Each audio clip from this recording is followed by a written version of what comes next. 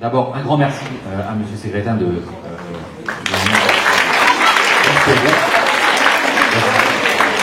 Alors, brièvement, donc Abel Ségrétin, il a d'abord comme rapport avec l'école, je ne divulgue pas un secret, Abel a été un ancien élève de l'école, promotion 94, c'est ça. Il vous en dira plus, mais je sais qu'il a fait pratiquement toute sa scolarité à l'école.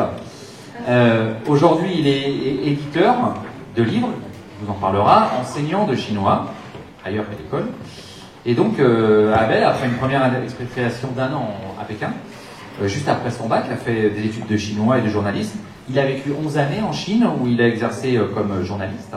Il était correspondant de Radio France Internationale, et puis de certain nombre de journaux de la presse écrite, je crois, Libération, etc., puis même de presse étrangère, comme Radio-Canada, je crois, de médias étrangers. Et donc, il va nous parler aujourd'hui du chinois, puisque la conférence s'intitule « Le chinois, une langue du futur ». J'en dis pas plus et je lui donne la parole tout de suite. Et je vous demande évidemment la plus grande attention. Merci.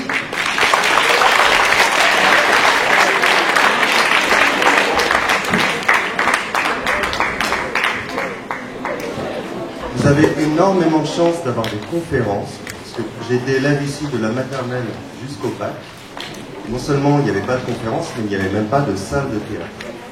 Donc, même si tout ne vous intéresse pas forcément, c'est quand même un luxe de pouvoir avoir des invités, en dehors des professeurs, qui viennent vous parler de choses aussi passionnantes que la langue chinoise, par exemple.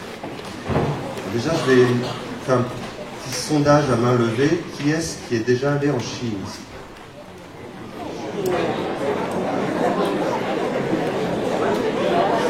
Et qui est-ce qui est déjà allé aux États-Unis?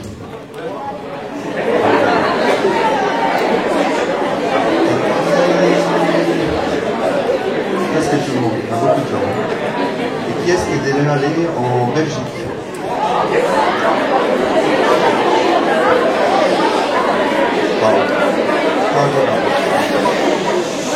En fait, vous êtes déjà plus nombreux à l'être aux États-Unis qu'en Belgique. Et en Chine, apparemment aussi. Donc aujourd'hui, les voyages sont quand même très très faciles. Moi, j'ai eu la chance de pouvoir partir juste après le bac, 1 an dans un campus à Pékin. Il n'y avait même pas le téléphone portable, il n'y avait même pas Internet. On avait le droit de téléphoner à nos parents 1 fois par semaine, avec un gros téléphone qui était dans une boîte cadenassée et qu'on ouvrait juste le dimanche pour appeler en France. Ça coûtait à peu près 10 € de l'heure, c'était très cher.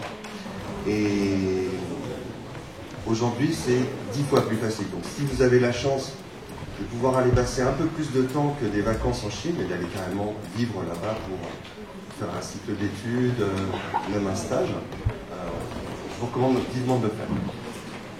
Alors c'est mieux de faire du chinois, je vois qu'il y en a énormément qui font du chinois, ça c'est une spécificité de l'école alsacienne, depuis toujours, c'est d'avoir des profs de chinois comme ça, et des programmes d'échange avec la Chine. Alors la Chine est grande, elle est très grande, et je dirais que sa langue est à l'échelle de ce pays continent. C'est une langue avec des milliers et des milliers de caractères chinois. Vous en voyez quelques-uns ici, je crois que ce sont les 100 les plus courants. Vous allez peut-être en reconnaître un ou deux.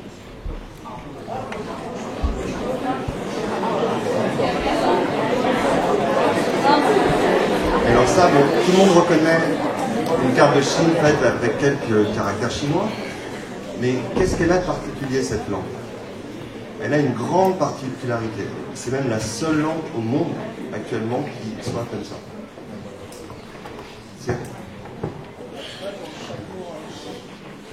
Chaque mot a un dessin. Elle n'a pas d'alphabet. Les verbes ne se conjuguent pas. Ouais, mais ça, c'est même secondaire. Le plus important, c'est que il n'y a pas écrit comment ça se prononce. Il n'y a pas d'alphabet. Donc c'est quand même une langue difficile à apprendre. Ça veut dire qu'il faut apprendre chaque caractère un par un. Ça, vous savez. Mais comment ça se fait qu'une langue aussi difficile à écrire ait pu parvenir jusqu'à nous? Parce qu'il y en a eu des langues avec des petits signes à l'époque. Même les pharaons, c'était même plus ça, parce que c'était phonétique déjà. Aujourd'hui, c'est la seule grande langue au monde qui soit une langue, on va dire, essentiellement pictographique, avec des dessins. C'est-à-dire qu'il n'y a pas écrit le son. Alors, ça a des répercussions sur la façon dont vous pensez. C'est quand même la langue, disons, nativement la plus parlée dans le monde aujourd'hui. C'est pas une petite langue. 1,5 milliard de personnes. C'est pas peu. Alors, comment ils se débrouillent avec ces caractères?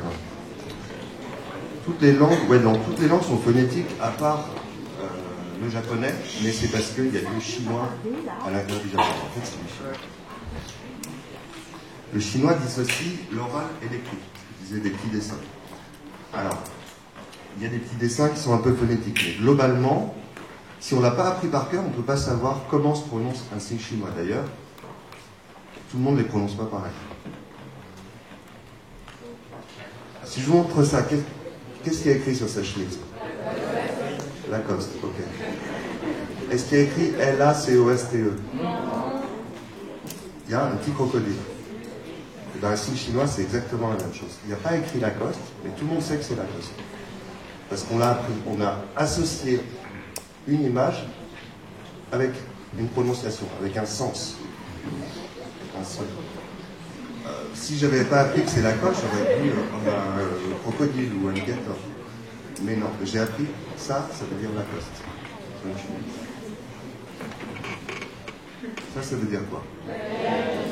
Like. Est-ce qu'il y a écrit L-I-K-E? Non, mais c'est comme un signe chinois. Ça déjà c'est la base pour moi. C'est-à-dire que la langue chinoise fonctionne par association d'une image avec un signe. Ensuite, évidemment, comme c'est une langue extrêmement raffinée et qui a produit une grande littérature, de nombreux films et chansons, c'est une langue qui s'est codifiée.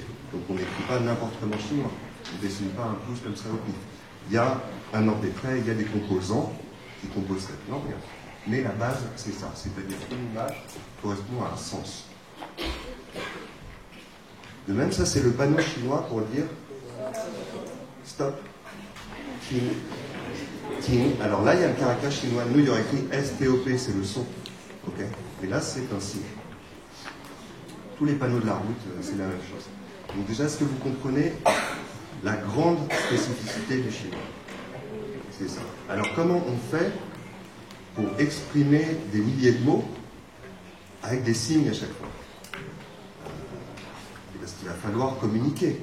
La Chine, elle s'est développée, c'était le pays le plus puissant du monde pendant des centaines et des centaines d'années. Elle a une période de relative pauvreté. Maintenant, elle est revenue sur le devant de la scène, à tel point qu'aujourd'hui, tous vos téléphones portables, vos ordinateurs sont fabriqués en Chine, et c'est la deuxième économie mondiale. Donc pour eux, les Français, c'est un petit truc folklorique avec du parfum.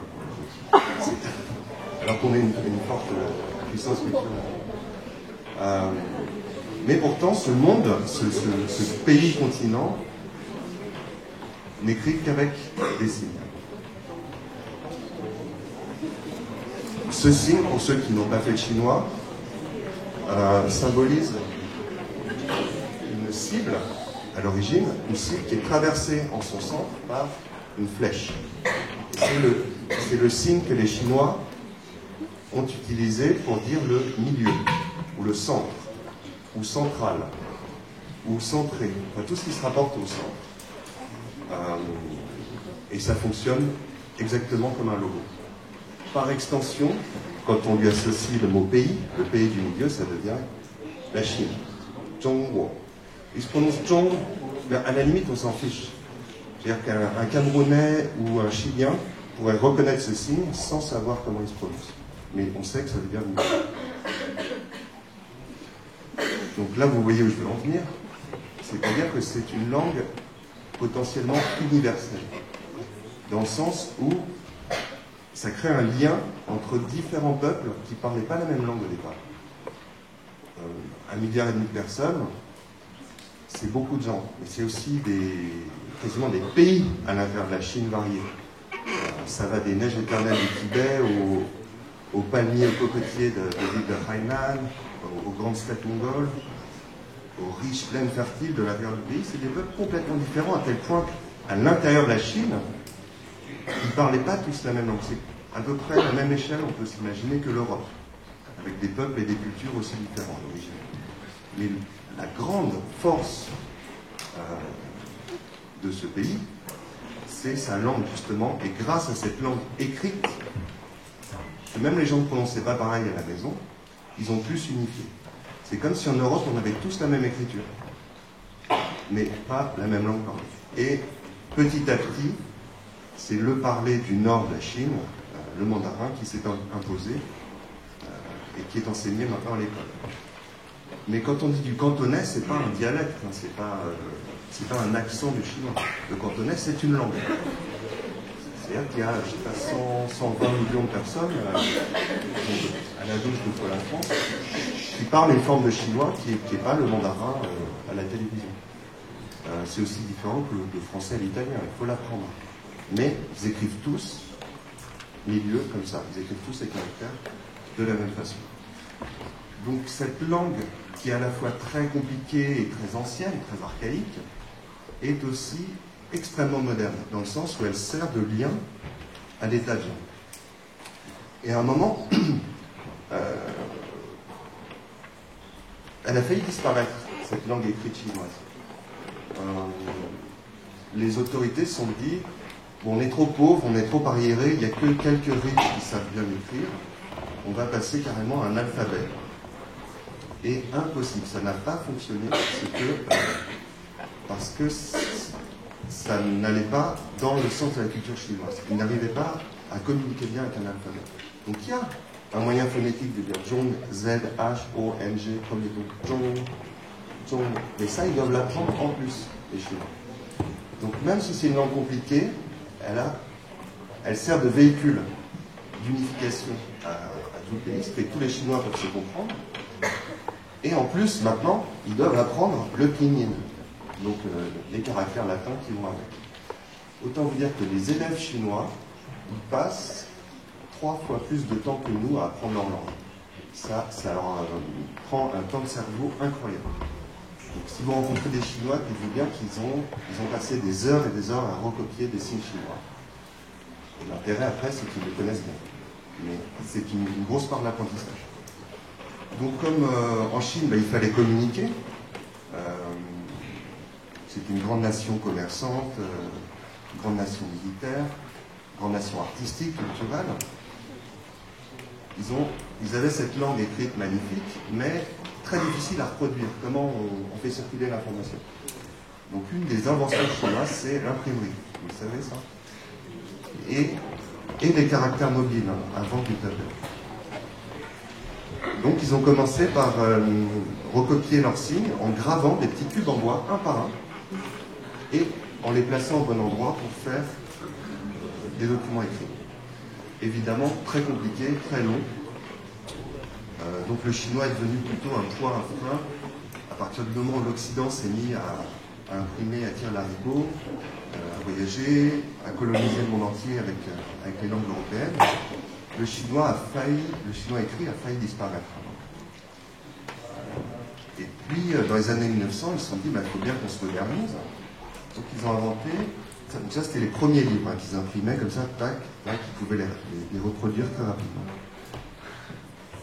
Ils ont inventé des petits caractères en métal, comme on avait dans les machines à écrire ici. Il y a tellement de milliers de signes chinois, il y en a des dizaines de milliers, mais même déjà pour imprimer tous les livres, il en faut 7000, 8000, je sais pas, beaucoup. Mais il y en a quelques centaines qui sont très fréquents. Donc déjà avec cela, vous pouvez dire plein de choses. Et plus ça va, plus vous allez vers des caractères rares que personne n'utilise. Des noms de plantes, des noms de minéraux. Mais bon, il faut quand même un mot à chaque fois. Donc ils ont fait ces petits casiers avec ces espèces de drôles de machines où il y a un petit bras, une grue, qui va prendre un caractère, top, et l'imprimer un par un. Il fallait des gens formés exprès pour ça toute leur vie, qui arrivaient à taper des textes relativement vite. Mais trop galère. Par rapport à l'écriture à la main, c'était vraiment, vraiment trop long. Alors que nous, avec un clavier, tac, tac, tac, on peut fabriquer des mots très rapidement.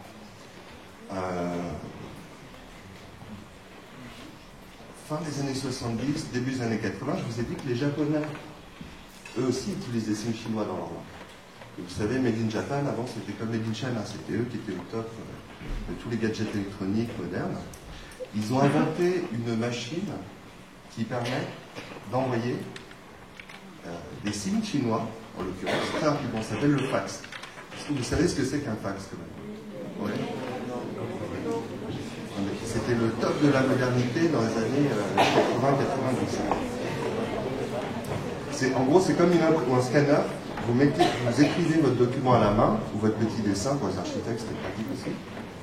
Vous le passez, vous composez un numéro de téléphone, et la personne reçoit un truc de l'autre côté. C'est comme un scan, ou ça imprimerait chez la personne qui reçoit en direct.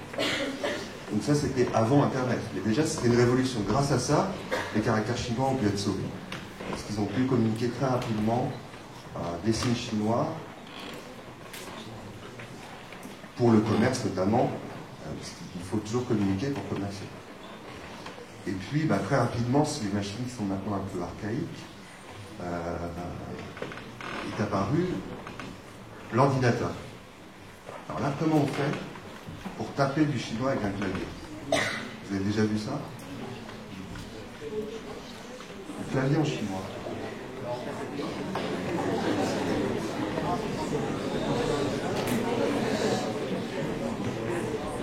Alors un clavier en chinois, s'il y a 9000 touches, comment on fait? Un clavier en chinois. Pardon, j'entends rien. Qu'est-ce que tu dis?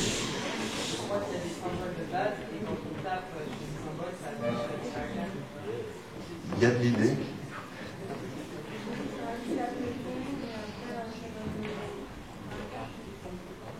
Ok. Le pinyin, donc la phonétique. Donc toi tu dis des symboles de base, toi tu dis la phonétique. Il y a des traits différents, il y a un trait. Ok, ouais. Alors vous avez tous raison en fait, c'est-à-dire qu'il y a, pour taper l'ordinateur du chinois, on ne fait pas comme elle, avec une touche par caractère, ça c'était il y a longtemps. On ne fait pas non plus un clavier, ça c'est justement c'est un japonais qui a inventé un espèce d'immense clavier, comme des batteries, pour jouer du chinois. Mais vraiment trop compliqué à taper.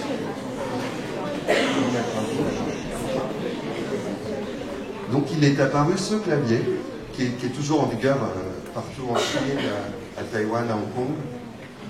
On voit, pour chaque touche, il y a un élément du chinois, puisque chaque caractère, c'est comme un puzzle, est composé de différents composants qui sont presque toujours les mêmes.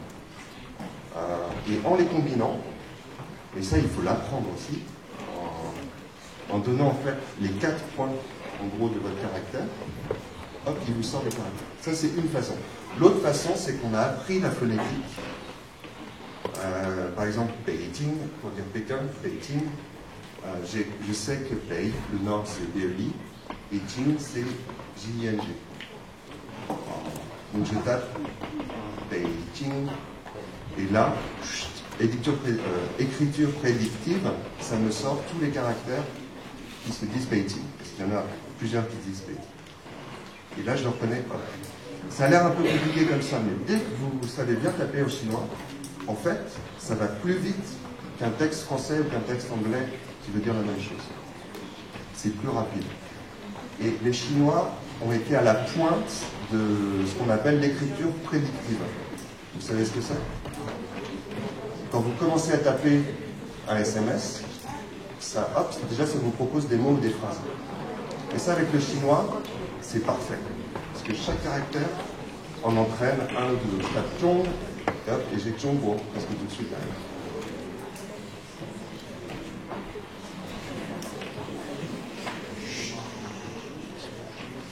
Alors il se trouve que le chinois, ça reste quand même majoritairement une langue qu'on écrit à la main, et cette calligraphie chinoise, elle a un ordre des traits. Chacun de ces signes, il a toujours un ordre des traits qui est le même. Ce qui fait que quand on écrit vite à la main, même si les caractères sont liés, comme il y a un ordre, ben on sait quel caractère c'est. qui a complètement changé la donne pour la langue chinoise et ce qui, je dirais, l'a propulsée dans la modernité, c'est ça. Tout simplement. C'est le tactile.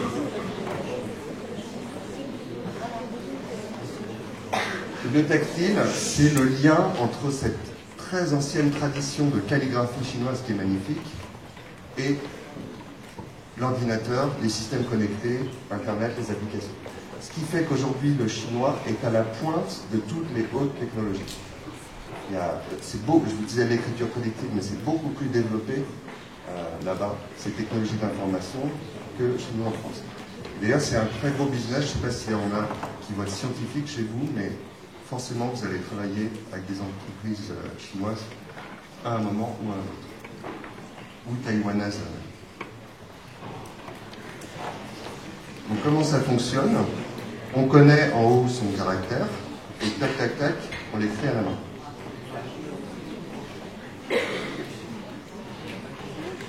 Han. Han, donc, qui veut dire chinois pour la langue chinoise, par exemple, ou l'ethnie Han. Hop, je l'ai écrit sur mon clavier. C'est un gros clavier.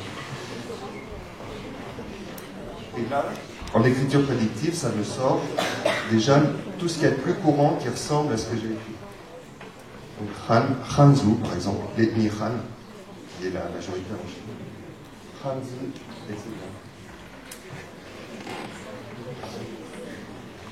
Et ce qui permet, là, ils vous ont écrit chaque point, chaque trait, mais quand vous êtes chinois, vous écrivez très vite. Ça permet d'aller super vite. Autre façon, avec Beijing, par exemple, je vous ai dit tout à l'heure, j'ai tapé Pei, le nord, et ça m'a directement sorti Beijing, Beijing-Shi, la ville de Pékin. Un quart, parce que mon pays ressemble à un quart, donc il sort tout ce qui ressemble à ce que Mais si j'avais tapé BJ, comme Beijing, juste les premières lettres, j'aurais eu aussi presque tout de suite Beijing. Donc ça va beaucoup plus vite que d'écrire B-E-I-J-I-N-G, Beijing. Donc aujourd'hui, voilà, il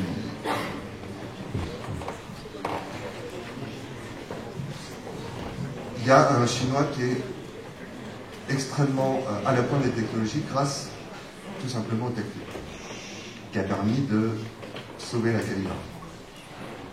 Donc voilà, quand vous allez envoyer des SMS à vos copains chinois, ça donnera ça. Ce genre de dialogue. Alors ça a l'air bizarre pour nous, mais c'est la majorité pour tous les Chinois. Chut.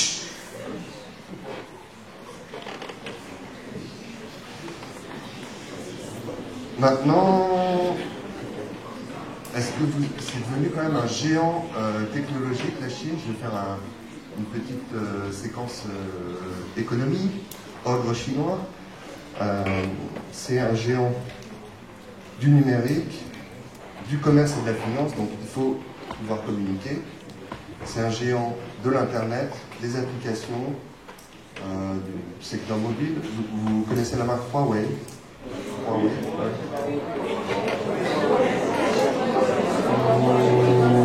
La marque Xiaomi. Voilà, ben ça c'est des marques qui, il y a 4-5 ans, on en parlait pas. Et en quelques années, la Chine s'est placée au devant de la scène sur ces choses-là. Également, tous les téléphones de marque Apple, Samsung, qui s'appelle Samsung en chinois, les 3 étoiles, c'est maintenant fabriqué en Chine, donc ils ont la technologie, même si la marque leur appartient.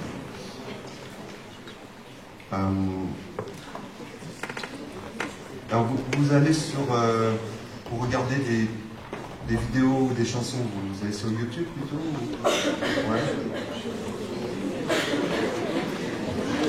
Pour faire une recherche internet, vous allez sur Google. Voilà, par exemple YouTube, Google, Instagram. Et ben les Chinois s'en servent pas ou presque pas. Soit parce que carrément c'est interdit en Chine. C'est-à-dire qu'ils n'ont pas de licence commerciale pour travailler. Google est bloqué en Chine. Mais surtout parce que, de façon tout à fait naturelle, les Chinois ont promu un Google chinois qui s'appelle Baidu, enfin il y en a plusieurs, mais des grands portails chinois. Voilà, quand vous allez faire une recherche, à la place de Google, vous utiliserez Baidu.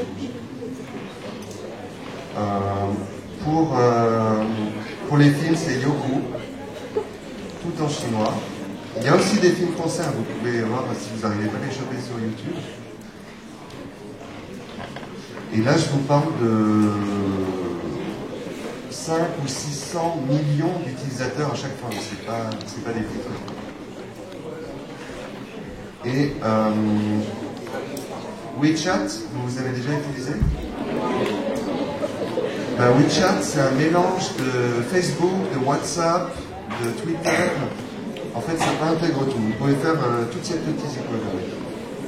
Et vous pouvez notamment payer, c'est-à-dire qu'aujourd'hui, des adolescents de votre âge à Pékin ou à Shanghai n'ont plus d'argent sur eux, ou de carte bleue, ils payent tous avec leur téléphone directement. Ça s'est diffusé en quelques années maintenant, notamment par WeChat. Donc si vous ne parlez pas chinois, par exemple, c'est pas grave, il y a une fonction Translate qui vous permet de communiquer, d'échanger des SMS en direct et de les traduire en direct, qui est très développée, plus que WhatsApp. Et si vous écrivez des bêtises sur le Tibet ou sur la politique chinoise, vous risquez d'avoir un monsieur qui voit ça directement, hop, et deux petits personnages qui s'appellent Ting Ting et Cha Cha, Ting Cha c'est la police, qui apparaissent sur votre écran et qui vous disent attention.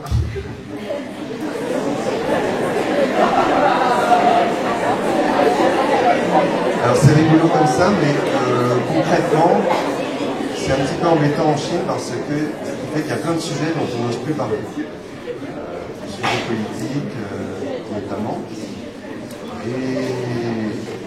Et les Chinois ont beaucoup d'humour et ont développé plein de moyens de contourner en fait cela. À tel point que il y a eu pendant quelques années la guerre entre le crabe des rivières et le lama des marais. Alors, il y avait un crabe qui se battait contre un lama. Le crabe, ça se prononce pareil que Resier, qui est un slogan politique du gouvernement qui veut dire, en gros, harmoniser. L'harmonie, ça veut dire tout le monde pareil, tout le monde ferme sa gueule. Et le lama des marais, ça se dit Tsang, c'est ce qui veut dire tout le monde s'appelle. Donc, ça a la même prononciation. Donc ce lama est devenu un petit peu le symbole d'une ironie faite au gouvernement. Il y a eu des clips, etc. Bon, ils ont fini par se rendre compte de ça. Et ce qui fait qu'aujourd'hui, vous n'avez plus le droit de taper le mot lama sur Internet. Enfin, vous avez le droit,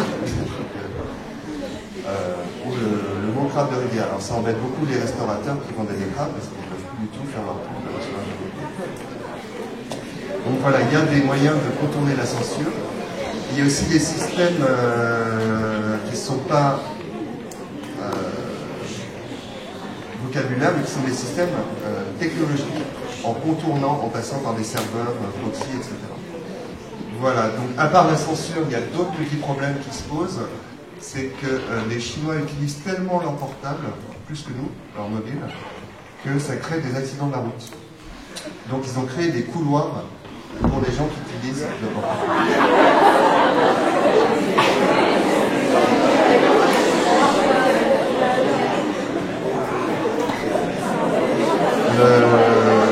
C'est un vrai phénomène, c'est-à-dire qu'il y a énormément de scooters ou de vélos qui se prennent des gens avec leur téléphone. Et un mot a même été inventé en Chine, c'est la tribu des têtes baissées, Titrozu. Les Titrozu sont les gens qui sont la tête baissée, etc. Autre problème aussi, c'est l'addiction des plus jeunes aux écrans, qui sont en train de passer énormément de temps devant leur téléphone. Ce qui arrange des gens qui font du business, mais pour l'éducation, ça peut poser un problème. Voilà, j'ai fait un petit tour d'horizon, si vous voulez, de la langue chinoise avec les technologies modernes, comment elle a pu subsister jusqu'à aujourd'hui avec ses particularités. Et maintenant, je suis prêt à répondre à toutes vos questions, que je sais nombreuses et pertinentes.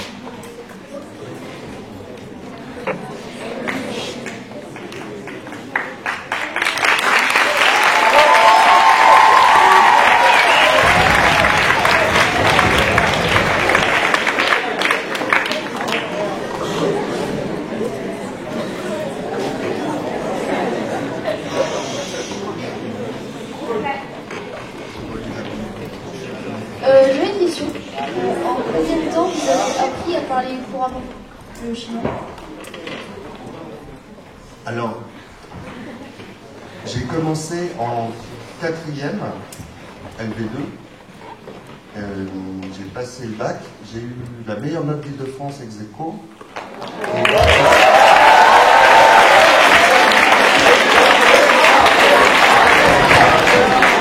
Mais je vous dis tout de suite, c'est que c'était relativement facile.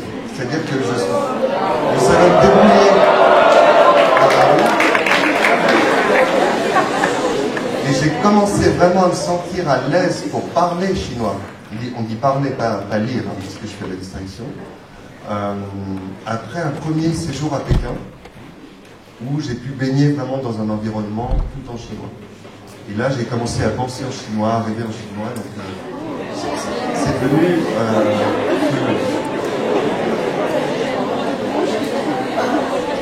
Ensuite, pour ce qui est de savoir lire et écrire, ça demande un entraînement constant. Et maintenant qu'on peut écrire le chinois, c'est pratique parce que ça permet de réviser ces caractères en les écrivant. Mais je pense que pour parler couramment, pouvoir faire une interview sur un sujet sérieux avec un chinois en chinois, il a fallu que je passe une bonne année dans le pays. Je sais bien. Alors,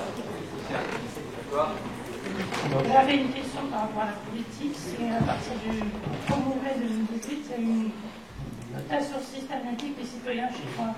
Et donc, est-ce qu'on a ressenti, parce que c'est déjà depuis 2014 qu'il y a cette notation, est-ce que c'est vraiment présent dans la vie courante des Chinois? Ok. Quand vous dites une notation, c'est par rapport aux réseaux sociaux? Une notation, et notamment, par exemple, si on a une note trop basse, on ne peut plus acheter de billets de train ou de billets d'avion. Oui. Alors, ça n'est pas tout à fait arrivé là encore. Ça sera effectif pour 2020. Mais il y a un système qui est en train de se mettre en place, donc avec ce système de Thinking et Chacha, mais automatisé par des robots, qui selon votre comportement en ligne et sur les applications, va vous attribuer des notes plus ou moins bonnes. C'est-à-dire, si vous allez lire le quotidien du peuple, organe officiel du Parti communiste, plusieurs fois par jour, vous aurez des bons points. Si vous critiquez la politique parce qu'il y a trop d'embouteillage, vous allez avoir des mauvais points. Alors, ça pose problème, dans le sens où quand c'est pour des bonnes choses civiques, ça va. Mais après, par exemple, on va voir si vous regardez 6 heures de vidéos par jour et que vous avez commandé des pizzas, les gens vont dire « Ah, vous n'êtes pas un bon citoyen productif. » Et donc, ça fait intrusion dans votre vie. Mais ça a des raisons plutôt commerciales que politiques, en fait. Ça va être par rapport aux assurances, notamment si vous conduisez mal une voiture, savoir si vous êtes quelqu'un de plutôt coopératif avec vos camarades ou plutôt individuel. Donc oui, c'est une question qui est un peu effrayante. Heureusement, ça ne fonctionne pas encore très bien parce que l'intelligence artificielle n'est pas parvenue à être aussi intelligente que ça. Comment et pourquoi vous avez été attiré par la Chine à cette époque où elle était peut-être pas si connue au niveau populaire? Alors j'ai commencé le chinois donc en 4e et je connaissais rien du tout à la Chine. J'étais à peine allé dans un resto chinois. Je voulais faire de l'espagnol. Parce que j'allais en vacances en Espagne. Et puis il y avait un cours d'essai quand même. Donc je suis allé à ce cours d'essai. Et puis le prof nous a montré le caractère zhong au milieu, en nous expliquant comment fonctionnaient les signes chinois. Je me suis dit, mais c'est quand même fabuleux qu'il y ait des millions de gens comme mon âge, par exemple, qui communiquent avec un code comme ça. Moi, c'est par le biais de l'écrit que je suis arrivé au chinois. Parce que je trouvais que c'était une langue belle, intéressante, et à la fois esthétique, et à la fois très pratique. Et après, je suis tombé dans le bain, j'ai continué. Ce professeur, Joël Bellassem, qui était longtemps prof à l'école et qui a écrit un manuel que vous utilisez peut-être, avec lequel travaille Madame Regenberg notamment, c'était un prof, c'était plus qu'un prof, c'était un maître à la chinoise. Et il nous a encouragés à aller en Chine, à voyager, à aller au resto chinois même à Paris pour goûter des plats chinois. Et donc de fil en aiguille, ça m'a plu, mais par le biais de la langue écrite. Et vous? La question. Oui. Quel potentiel est-ce que vous pensez que le chinois a pour devenir une langue du futur avec un enseignement et un apprentissage qui sont si longs et si compliqués et si différents de toutes les autres langues qui existent? Parce que il faut que, pour que le chinois devienne une langue du futur, il faudrait que les gens l'apprennent beaucoup en dehors de la Chine et il faudrait qu'il soit diffusé en dehors de la Chine. C'est très très très très compliqué à apprendre et à parler et à lire et à lire. Oui, alors la langue principale du commerce actuellement reste l'anglais.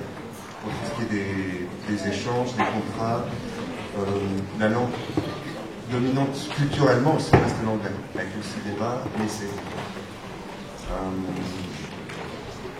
La langue chinoise, pour l'instant, déjà, elle a gagné de subsister, d'être là, de rester et de se développer énormément à l'intérieur du monde chinois. Donc pour 1,5 milliard de personnes.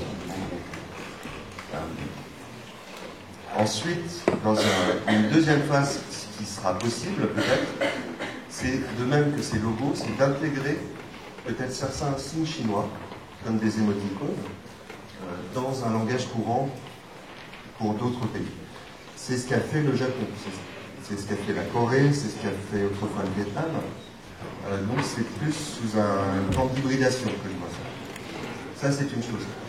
Par ailleurs, quand on dit une langue, c'est pas seulement une écriture et un parler, c'est aussi une façon de penser. C'est des modes de comportement culturels. Et je pense que le chinois se développera à partir du moment où les Chinois seront plus ouverts, voyageront davantage, ce qui a commencé déjà, commerceront davantage, et où le gouvernement chinois en fait aura une politique culturelle qui sera un peu plus ouverte, qui va permettre des échanges. Je ne pense pas que ça va devenir une langue mondiale dès demain, ça c'est sûr. Mais c'est un système qui permet à beaucoup de gens de communiquer sans parler la même langue.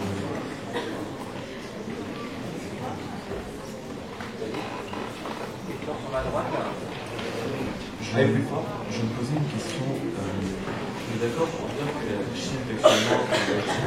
On n'entend pas votre camarade, d'accord? Parlez plus près du micro. Aujourd'hui, la majorité des personnes sont d'accord pour dire que la Chine c'est une sorte de dictature.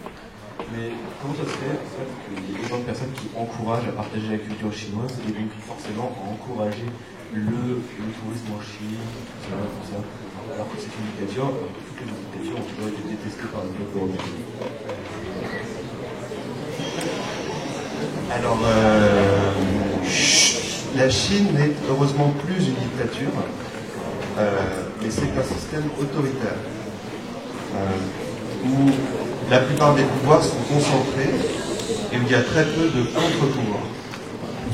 Ça, c'est un fait. Maintenant, la situation chinoise, elle est évolutive. Et il y a quand même énormément plus de Chinois qui ont voyagé, qui ont accès à différentes façons de penser et de voir. il y a des mouvements notamment environnementaux, des mouvements de défense des droits des consommateurs. Ça commence par là, c'est par des intérêts directs, avant de faire une révolution démocratique. En 89, quand les Chinois ont vu ce qui s'était passé en Russie, la chute du mur, la perestroïka, ils se sont dit, oh là là, c'est le désordre, nous on veut pas de ça. Nous on ferme complètement et on va rester encore un pays autoritaire pendant quelques dizaines d'années. C'est prévu. Alors évidemment, moi je suis pas tout à fait d'accord avec ça. Beaucoup de Chinois aussi aimeraient avoir peut-être davantage de liberté aujourd'hui, mais c'est en train de changer. C'est quelque chose, un processus long, mais qui est en train de changer. Après, pourquoi on encourage toujours à apprendre la culture chinoise? Parce que la culture chinoise, c'est pas le gouvernement actuel. La culture chinoise, c'est quelque chose qui a des centaines d'années, avec des gens qui sont, pour la plupart, très drôles, très libres, très ouverts. Il y a un côté un peu bon enfant, anarchiste, je ne sais pas si vous êtes allé en Chine.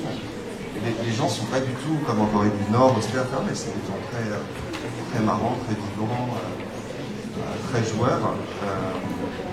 Il y a un esprit chinois. C'est peut-être aussi pour ça que les autorités sont si dures.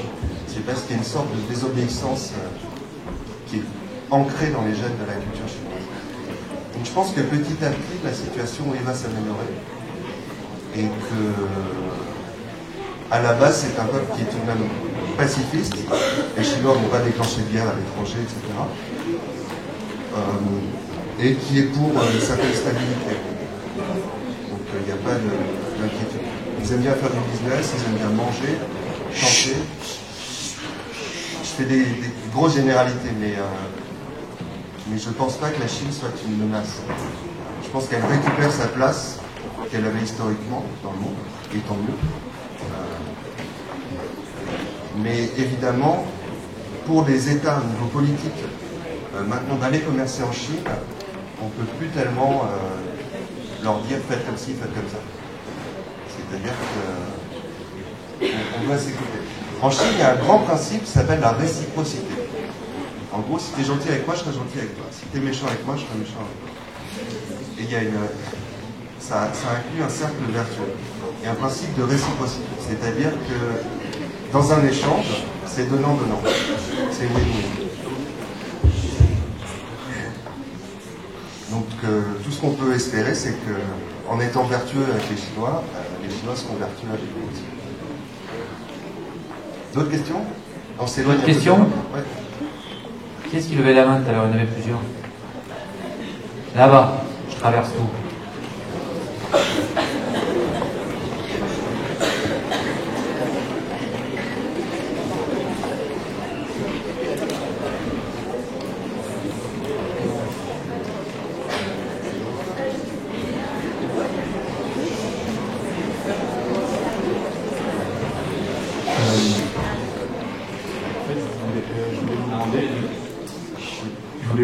Vous en pensez quoi que la Chine soit au Conseil de l'ONU pour les droits de l'homme avec ce qu'elle fait par exemple sur WeChat, je crois WeChat et autres. Donc c'est clairement pas, ça respecte pas du tout les droits de l'homme. Alors je n'ai pas créé les Nations Unies, mais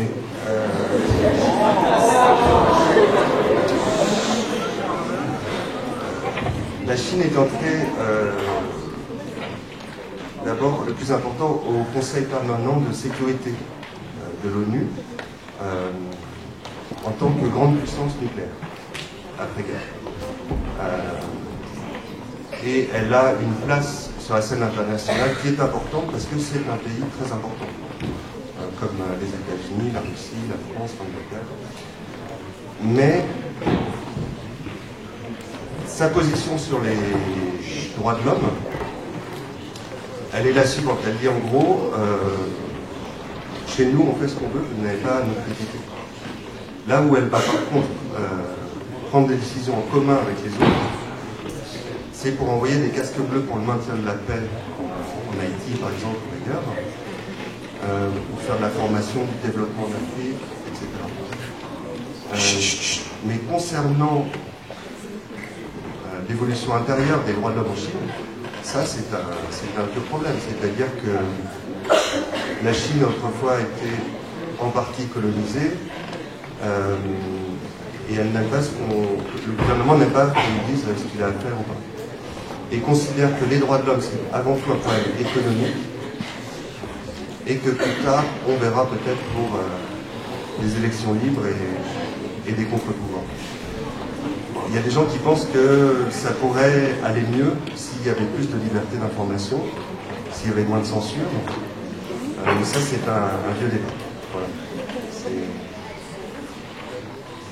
Mais aujourd'hui, il n'est pas question que la Chine sorte des Nations Unies, du Conseil de sécurité.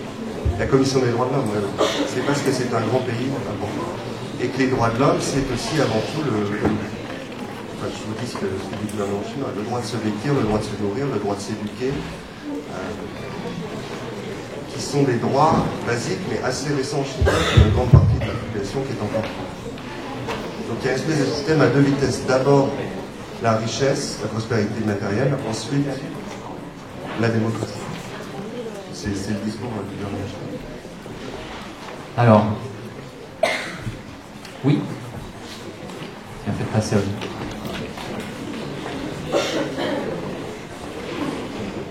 Du coup, j'ai une question. Est-ce que pendant les 11 ans que vous avez passé en Chine, vous avez déjà eu des problèmes ou des ennuis par rapport à des choses que vous auriez publiées en dehors de la Chine? Enfin, avec les oui. Heureusement d'ailleurs, parce que ça veut dire que j'ai bien bossé. Mais j'ai eu surtout des très belles rencontres et des très bons moments. Il m'est arrivé d'être embêté par des autorités locales.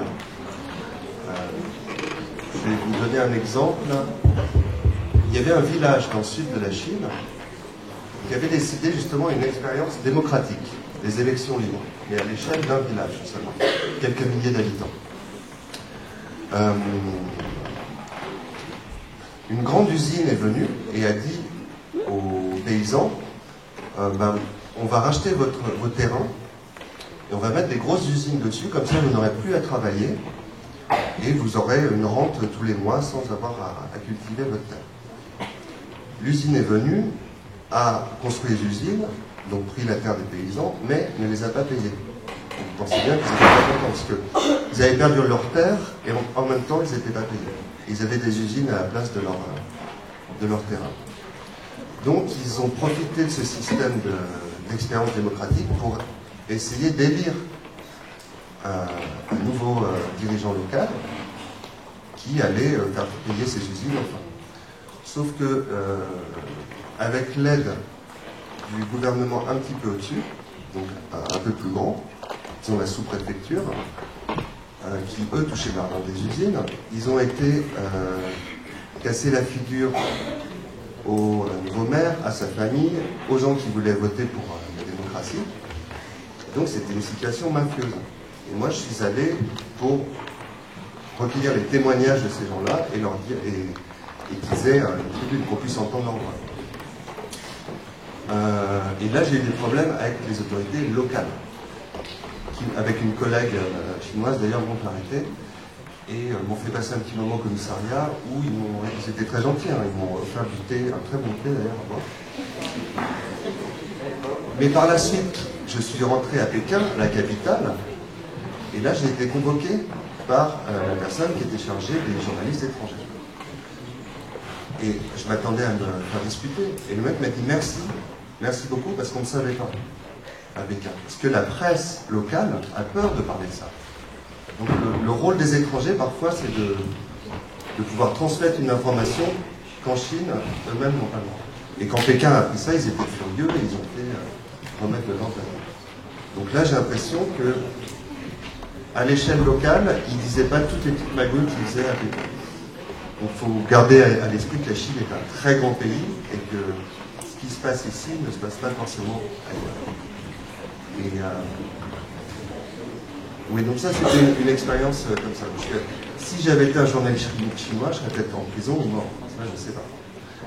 Mais moi, en tant qu'étranger, ça m'a permis de dire quelque chose que certaines personnes ne pouvaient pas dire.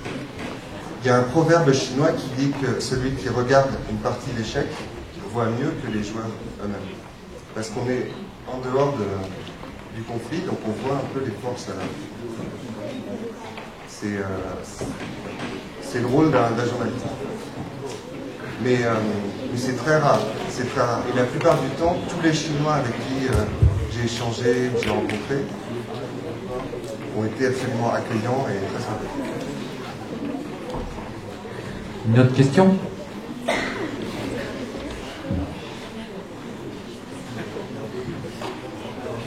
Personne? Bon, alors, CSM, je vous remercie.